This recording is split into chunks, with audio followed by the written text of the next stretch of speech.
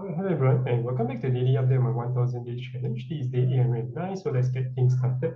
Alright, so first and foremost, it's a little bit choppy across the market itself. If we do look in terms of the US market, we definitely do see potential sign of a reversal because this does form a green inner bar itself. So generally, when we do have a very strong downtrend, together with an inside bar itself, and then with a gap up, it's definitely a very good sign.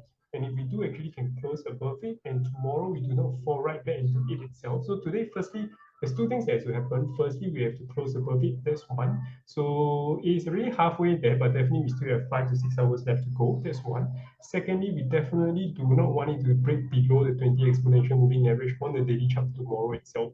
So if these two criteria does fulfill itself, the third criteria is that it has to break over this high in order to go give that confirmation that I want to see for a potential stronger bear rally itself. So to me, it will be a bear rally unless you can break this distinctively high here, which is at 4.3K. Personally, I don't think we'll break it in the near term itself, meaning to say we do bounce back up strongly even here. I don't think we'll break it on the very first try. It will potentially take the second or even a third try for a very strong decisive break towards the upside. And even if we do break on the first try, it'll be very likely that we'll retest this in that sense. So both ways it works well in that way. And on the other hand, for the Nasdaq, why it's still leaning a little bit more bearish because unless you can close above the 20 exponential moving average today, which is criteria one. Secondly, we definitely do want to break this high as well. And thirdly, bear rally could potentially still go all the way up to this 13.6K region itself. In addition to that, as a confluence kind of a signal, we definitely do want S&P 500 and Nasdaq to show similar or same signal in that sense to give that added confluence in that sense.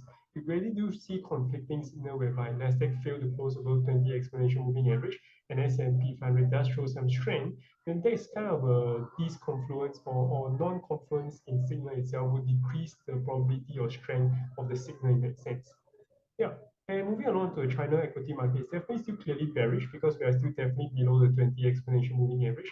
In fact, over here, I could actually potentially look for a short if I'm a swing trade in that sense, because over here you look for a short, over here you could lose to take profit, which is not a lot, but still is a decent profit. Similarly, we choose to short it over here as well, with a stop loss right above here.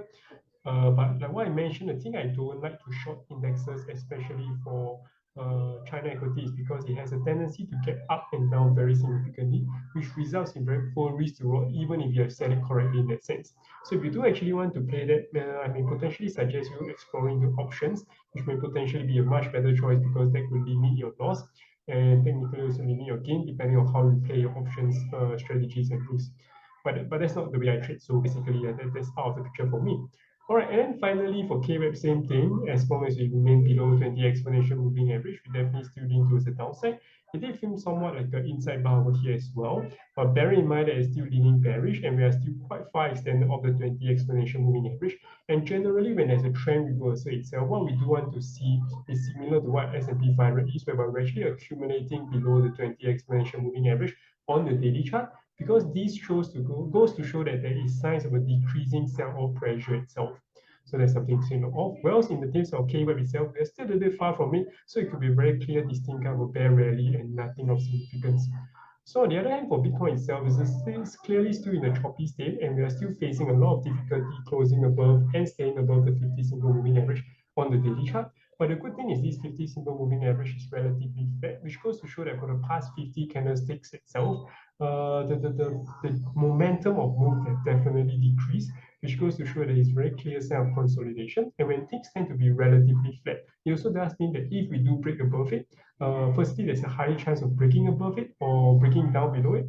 And secondly, when we do break above it or below it, it will have a very much stronger term momentum, simply because the number of people and number of volume in total accumulation is a lot. So in which case, people will be more likely, when it does move to the other side, it means that in between the price zone from here to the other side, which could be 2.23 to 24K region itself to 16K region itself, in between these price levels, there may not be a lot of buyers or sellers.